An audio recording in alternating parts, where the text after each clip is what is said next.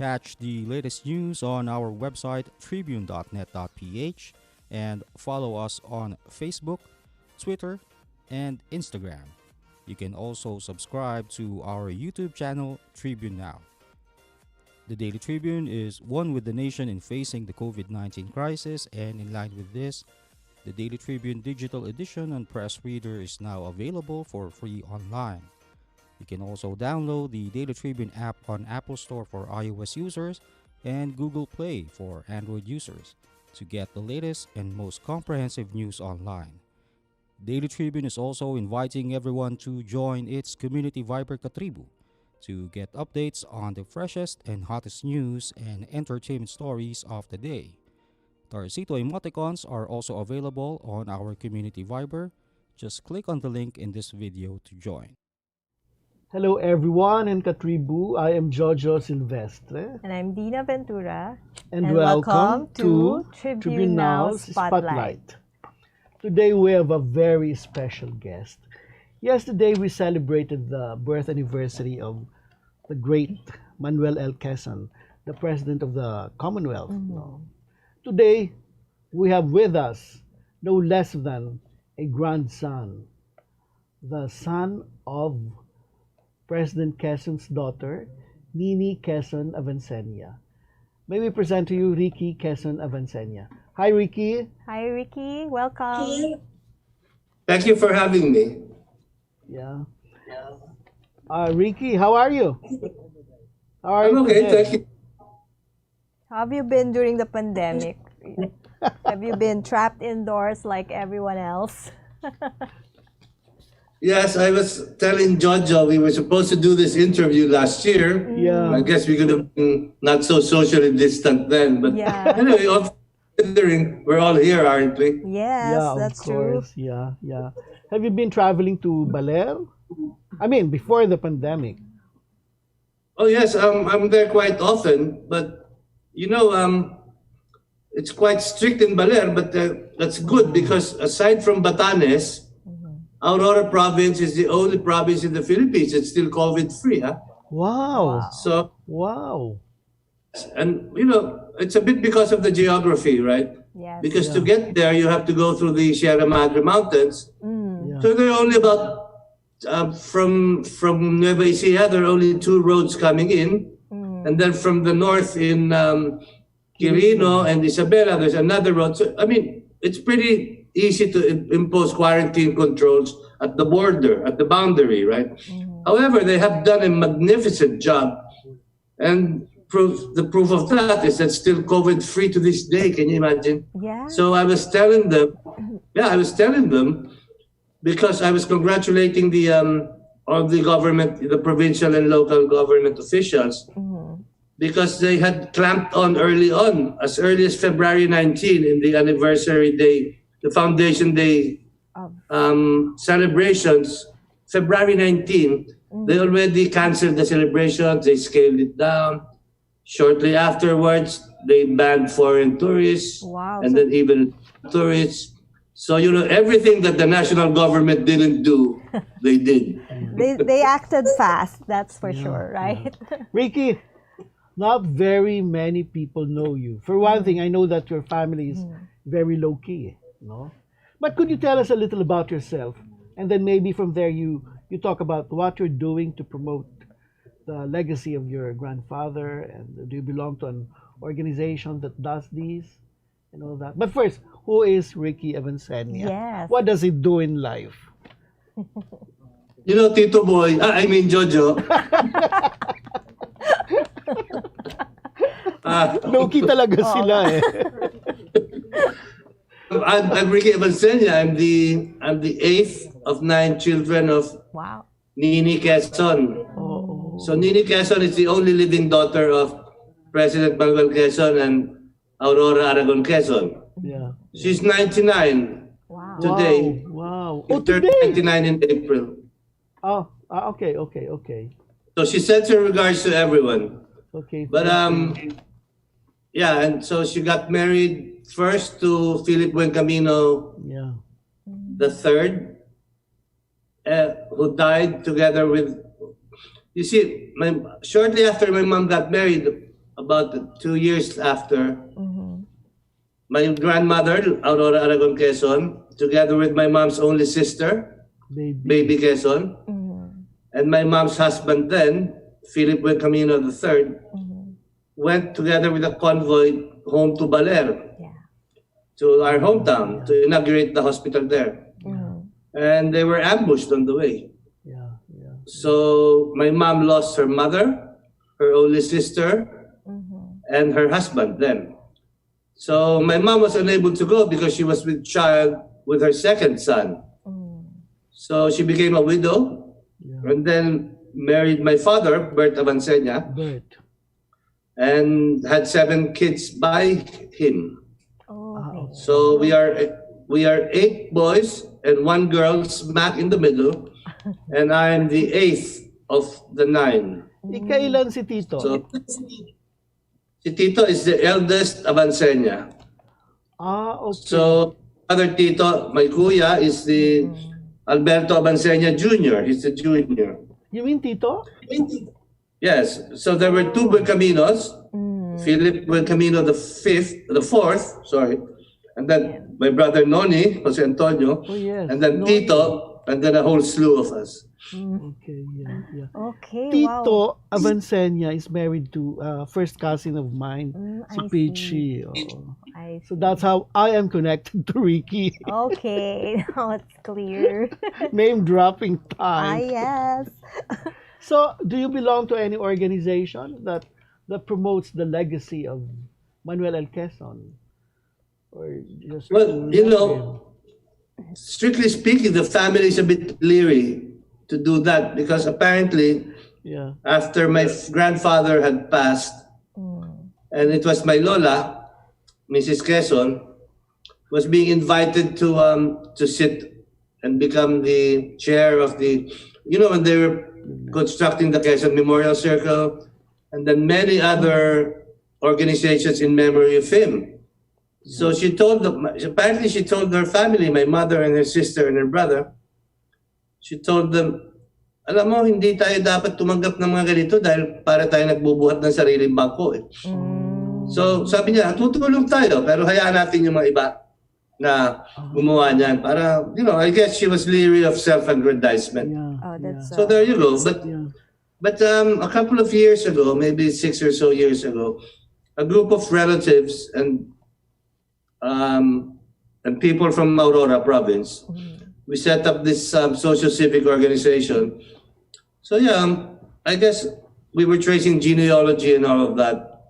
And it's quite interesting. We actually have traced the origins of Manuel Quezon. Apparently, Manuel Quezon is the grandson of a Spanish friar who was parish priest in Baler. His name was Fray Jose Urbina de Esparagosa, and he comes from the province of Extremadura in Spain. So he was a parish priest in Baler, and he got sisters, 2 sisters pregnant, and one of them had Manuel Quezon. Oh, how interesting. There you go. So, eto maganda mo So, nagkaanak siya doon sa isa, di ba? Magkapatid. Nagkaanak yung pare. Okay. Yung anak niya doon, 3 babae, tsaka 1 lalaki. Yung isa, nanay ni Quezon, ni Manuel Quezon. Si Maria Dolores Molina. So they go by Molina because obviously they could not carry the family name of the priest. Di ba? Yes. Okay. Molina yung mga babae. So Manuel Quezon's mother was Maria Dolores Molina. Ngayon, nagkaanak naman siya. Yung isa ng mga anak niya ay si Maria Zenaida Molina. Ang anak ni Maria Zenaida ay si Aurora Molina. Eventually, nag-asawa si Manuel Quezon at si Aurora Quezon. So they were first cousins. First cousins. They were first. And the story of that is, if I could just fast forward, eventually they became, when she became an orphan, eventually namatay na yung kanyang nanay. My lolo then was already governor of Tayabas. It was Tayabas then, but it's Quezon Province now. Yes. So kinuha na niya, kinupkup na niya yung aking lola. Pero parang childhood sweetheart pala sila noon. So inalagaan na niya. Pero favorite nila. She was younger than him, but she grew up around him. And since the mother and father of Lolo Quezon were the maestro and maestra of Spanish in Baler, they both spoke Spanish. And since she hung around him a lot, she learned how to speak Spanish fluently. So fast forward, she's governor of Quezon. She starts living with him. But they could still not get married dahil buhay pa yung nanay pala ng lola ko. So waiting. Finally, nung namatay, he was already Senate President. So pwede na. 1915. So eto na. Punta na sila sa Archbishop of Manila. By this time, he was Senate President. He was the highest Filipino official under the Americans, correct? Yes. Kasi meron pang American Governor General noon. So punta na sila sa Archbishop of Manila, magpapakasal po kami. Sabi ng Archbishop, hindi kayo pwede, mag-first cousin kayo eh. So what did my lolo do? It's like when you go to a doctor and you don't like the diagnosis of the doctor, you look for another doctor, correct? Yeah. So what my Second did opinion. was they got their closest friends, they hopped on a ship, went to Hong Kong, and there had the Archbishop of Hong Kong marry them. And then he sends a telegram to the Archbishop of Manila saying, "We are in Hong Kong, stop, just got married, stop." Very interesting, Jojo. Smart, no? Yeah. Has this been documented? Is this in a book or something, Ricky? No, not yet. But, for the longest time growing up, the older people, because of their sensibilities, they couldn't talk about this. Especially in Baler, it's such a small town, correct? Nobody was going around saying, "Apo kami ng pare." Yeah. So growing up, it was like all in hushed whispers. Yeah, that's right. Parang kwento naman tatanda. But, us in the younger generation, we really wanted to find out the genealogy, correct? Yes. So we did all the research, and finally we find him. We have proof of his, we have the proof, because all of this was just anecdotal. And then we finally, apparently, after this priest, Fray Jose Urbina de Espanagosa, after the Franciscans found out he had children in Baler, he was exiled, he was banished from Baler, and his last parish was in Magdalena, Laguna. And there, he was an engineer, an architect. So he fixed the church in Baler. When he was exiled in Laguna, that's where he died. And we found that out from the Franciscan archives, that he was the last one who fixed the church. It's a beautiful church. Alam mo yung lahat ng shooting ni FPJ, tsaka ng mga telenovela, doon ginagawa sa simbahan sa Magdalena, Laguna. Ang ganda. So, yun, dinayos ng lolo. Kumbaga, lolo ko sa tuhod. Tapos, doon lang namatay sa Santa Cruz, Laguna yon. And the nice thing about this story, so when we were starting this genealogical treasure trove, meron kaming yung Project Omega, which is where he ended, doon kami nagsimula, kung saan siya namatay, paatras, papunta kami sa Project Alpha. And last year, a cousin of mine was finally able to go to Esparagosa, Spain, the town where he was born.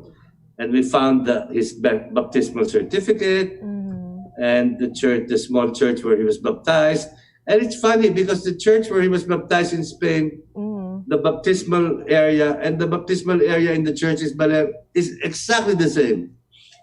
So, yun, inayos niya kung saan niya yung mga anak. Okay. Yung mga anak niya, pareho din ng lugar. Doon sa kung saan siya galing. So there. We were able to, a cousin of ours was able to go to Spain and establish our connection there. Wow. So there you go. That in a nutshell is our history. Okay. We are the descended from, I am descended basically from incestuous cousins who were descended in turn from a bastard mother, from friar priests. So there you go.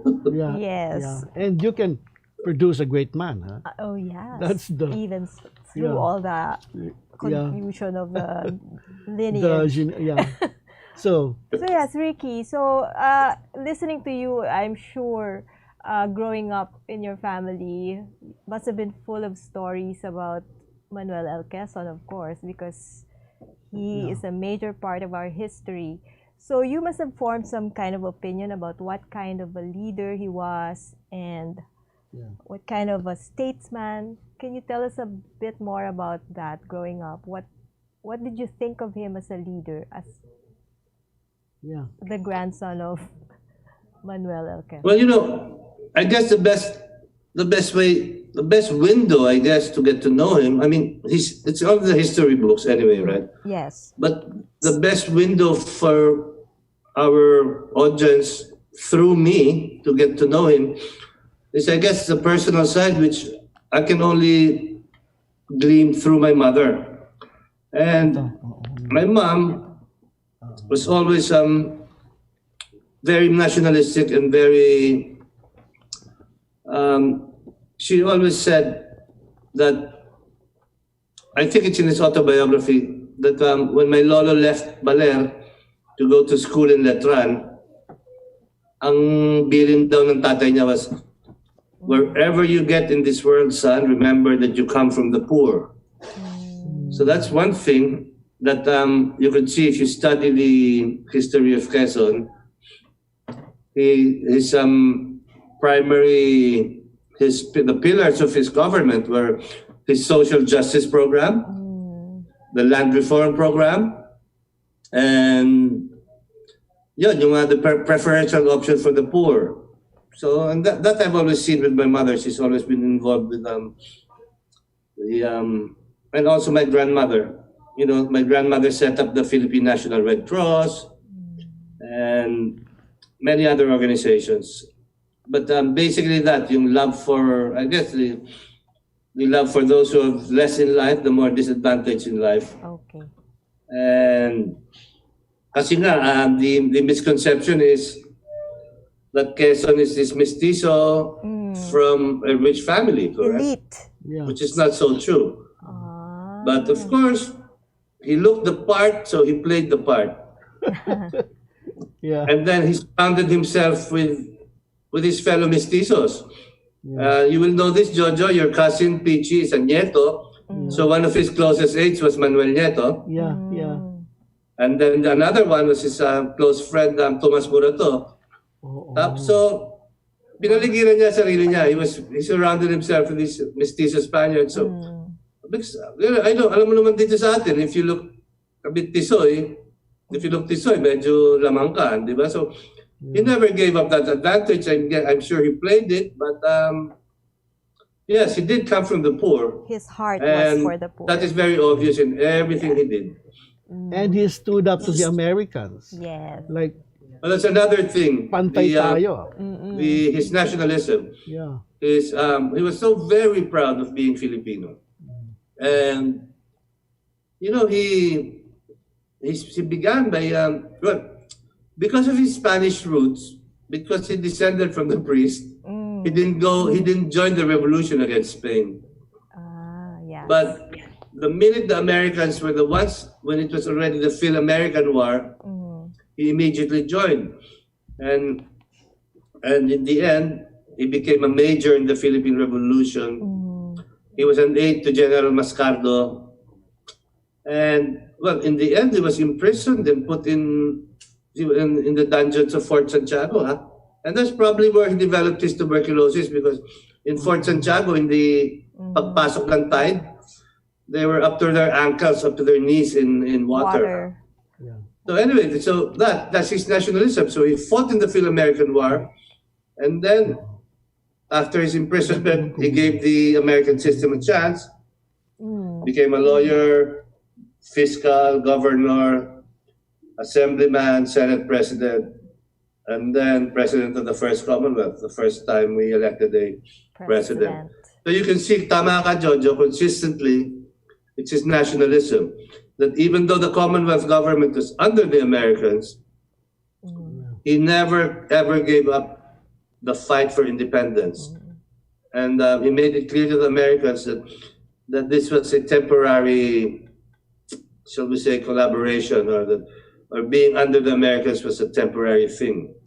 Ricky? And that independence was the absolute and immediate goal. Yes. Yeah, sorry, go on. Ricky, how is it like having Nini Quezon Avancena as a mother? What stories did she tell you?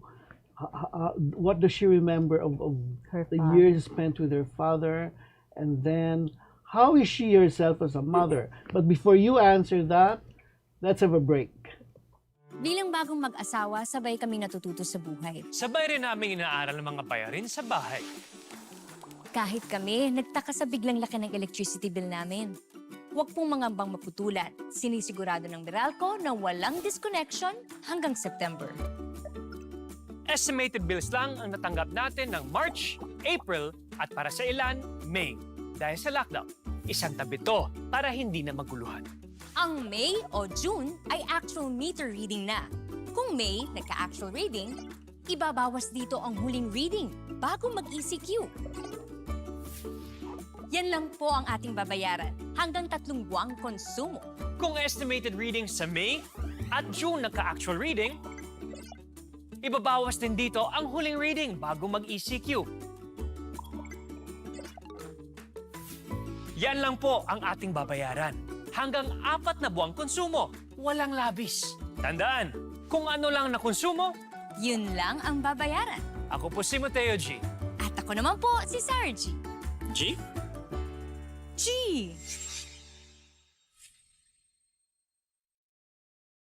Good morning, sir. How may I help you? Bakit kailangan ko pang pumunta sa bangko? Kung nga naman, sir, ba't kailangan pang pumunta sa bangko?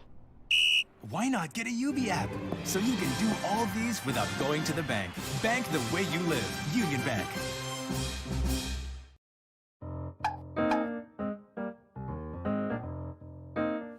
Ang Philippine Offshore Gaming Operators o POGO ay isang legitimate business entity na nagbibigay serbisyo sa offshore gaming para lamang sa mga manlalarong nasa abroad sa pamamagitan ng internet. Ang mga serbisyong handog nito ay katulad ng casino games at sports betting na pwedeng laruin kahit wala sa casino. Sa Pilipinas, walang POGO operators. Tanging POGO service providers lamang dahil nagaganap ang mga laro sa labas ng bansa.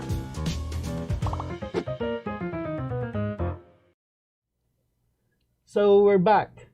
Ricky, tell us about your mother. And grandmother na rin. And yeah. Well, my Quezon and my grandfather and grandmother had 4 children, but one of them died in infancy. So there were 3. Maria Zenaida Vansenya. Maria Zenaida Quezon. Sorry. Maria Aurora Quezon was my tita baby, the eldest. And then my mother, Maria Zenaida Quezon. And then the youngest was Manuel Quezon Jr., my chonono. Now, my chonono was a seminarian and almost became a priest. But people always said that it was my tita baby who got the Quezon temperament, my lolo's temperament. And she was the one who was Tita Baby, the eldest, was the one who got my lolo's temperament. She was the one most involved, very in politics, and she became a lawyer.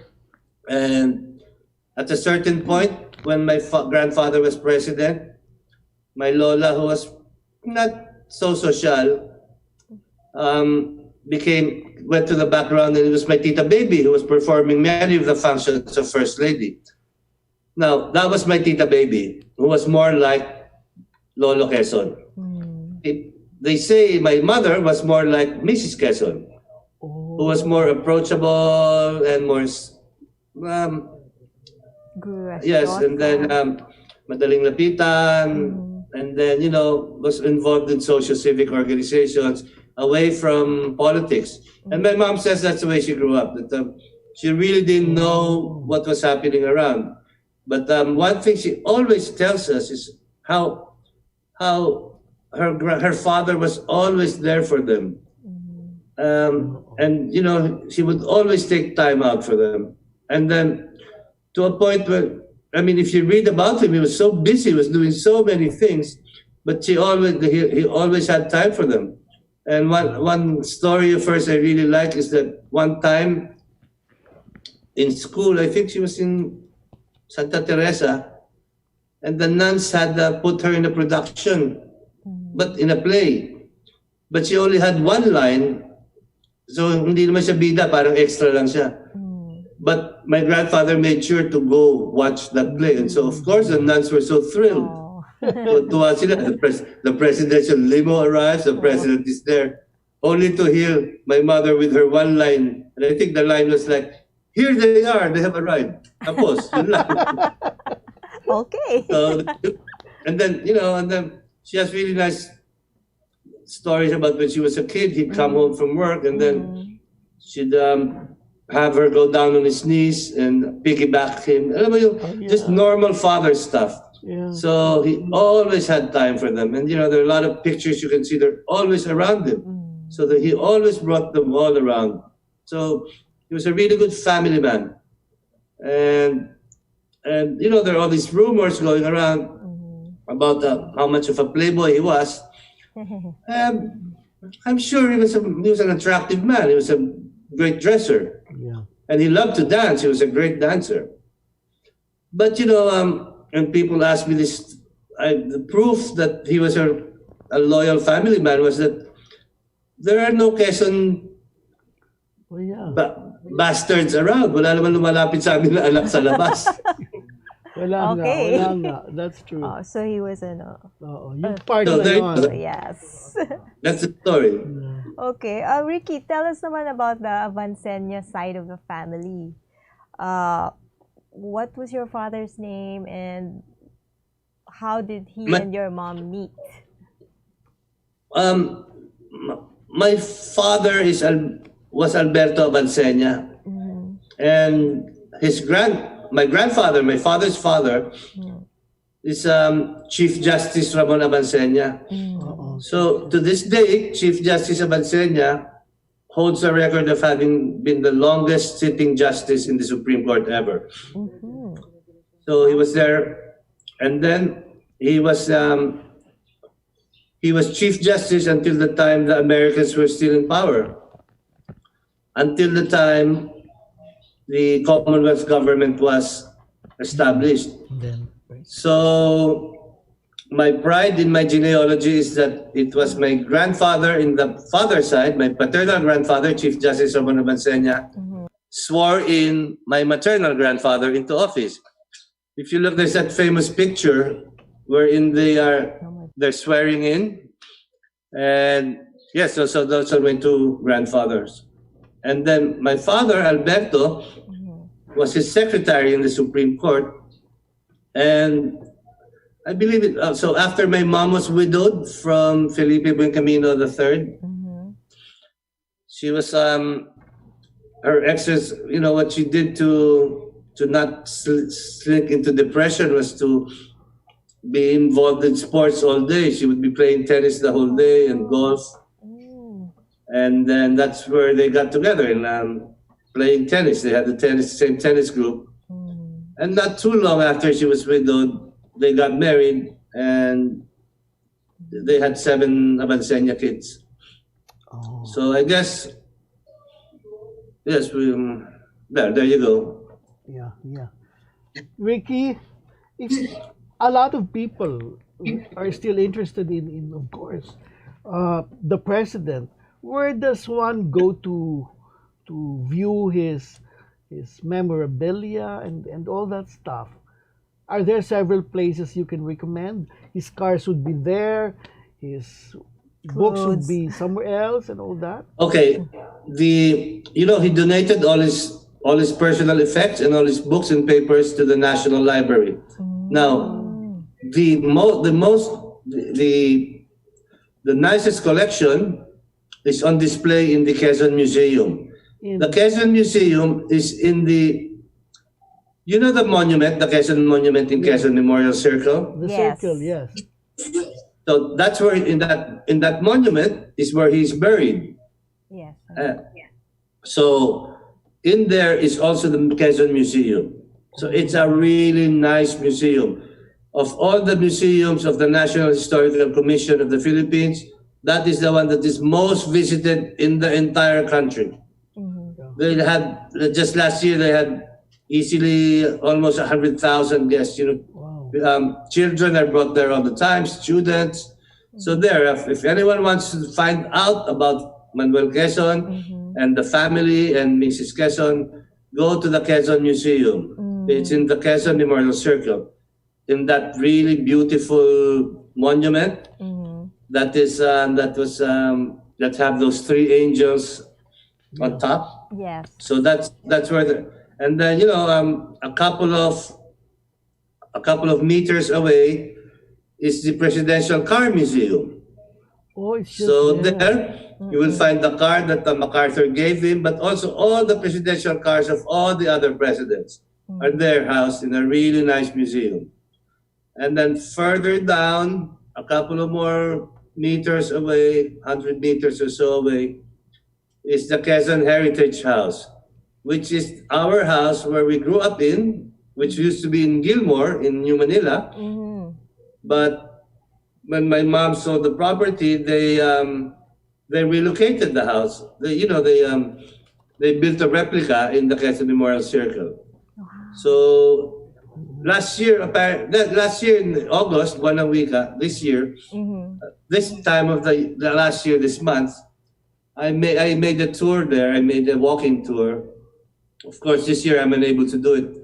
But for those interested to find out, do go to the Quezon Memorial Circle, go to that monument, go inside. The Quezon Museum is there.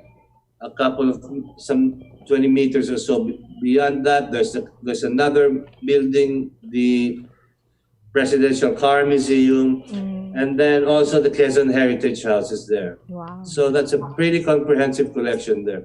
Yeah. Are there any plans of making that a virtual tour now that we're in a pandemic and nobody can go out? Good question. I advise everyone to go into the Facebook page of the National Historical Commission, NHCP Museo ni Quezon. Also It's all there. Museo ni Quezon. So I believe for August 1, which was his death anniversary, I believe they had a virtual thing. But, go there, you'll find it. And then I'll also tell them that's a good idea to make a virtual tour. They probably have one. Okay. So we need to get to know our Quezons more, diba? Yeah. Ricky, how would you know if one is a Quezon? What are the character traits of a Quezon? This guy's a Quezon. He looks like a Quezon, or he talks this way, or he's very passionate about this. Is it the eyebrows? Is it the way you speak? Yeah. How would you know one? The eyebrow could be, but if you mean, I don't know. I guess we will disappear in the crowd because I don't think. because if I always get asked this question about why are there no Quezons in politics? But because we were given the freedom, just as my mother, and her brother and her sister were given the freedom by Quezon and Lola Nene to become whatever they wanted. And we were given the same freedom by our mother and fathers. We were like, do what you want. And apparently, because we're sensible people, nobody wanted to get into politics. Yeah, that's right. So, Jojo, my brother Tito. Tito is he's a hotel man. He's an F&B. My other brother used to work for Johnson & Johnson. Basically, we're all in different fields. I'm a writer, so I do a bit of history in this, but basically, I don't know. I guess unless we're pointed out in a crowd, we will just be ordinary people. But we would like to think that we are not snooty, not snobbish, and that we care for the sensitivities of those around us. So I guess that's it. We will disappear in the crowd is basically what I'm saying. Well, personally, I don't think so. But anyway, thank you very much, Ricky, for sharing so many anecdotes about your family. But we are lacking in time. I think we are on the last minutes of the show.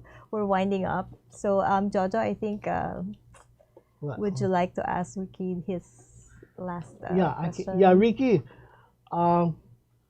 what would you like to tell the Filipino people, especially our young people, about Manuel L. Quezon? Okay. First of all, I'd like to thank you too for giving me the opportunity to talk because I haven't talked to anyone for months. You can call us anytime. No, we're really getting in touch with you for more questions. Yes. But aside from that, you know, I'd like to, in this time of when people are feeling low and disconnected, let's all keep alam mo, isipin natin lagi, let's all keep in mind the plight of those who have less in life. So, lahat, kung maaari, let's go the extra mile to be kind. And when we think we're kind, teka, nandiyan na yung ulam ko. That's okay. So, if we can, let's try to be kind. If we're kind, let's try to even be kinder. Let's try to help as much as we can those who are going through the really rough time, like as in basics, those who have no food, those who are out of work. I mean, this is the time to show that we Filipinos truly care for each other, because in the end, tayo na lang, we can only depend on ourselves to really help each other. So that is my message, I guess, to everyone is let's dig deep and be kind. And when we're already kind, let's try to be even kinder. Yeah. Thanks so much, Ricky. Thank you. Yeah. That was Ricky Quezon Avancena for you, the grandson of President Manuel L. Quezon. And so we end another spotlight show, Jojo. I'll miss you. This has been Dinah Ventura. And this is Jojo Silvestre. And we'd like to thank SM Store for our outfits today. Thank you very much. Don't I look good? Thanks, SM. So until next week, see you. Thanks. Catch the latest news on our website tribune.net.ph and follow us on Facebook, Twitter, and Instagram. You can also subscribe to our YouTube channel, Tribune Now. The Daily Tribune is one with the nation in facing the COVID-19 crisis, and in line with this, the Daily Tribune digital edition and press reader is now available for free online. You can also download the Daily Tribune app on Apple Store for iOS users and Google Play for Android users to get the latest and most comprehensive news online. Daily Tribune is also inviting everyone to join its community Viber Katribu to get updates on the freshest and hottest news and entertainment stories of the day. Tarcito emoticons are also available on our community Viber. Just click on the link in this video to join.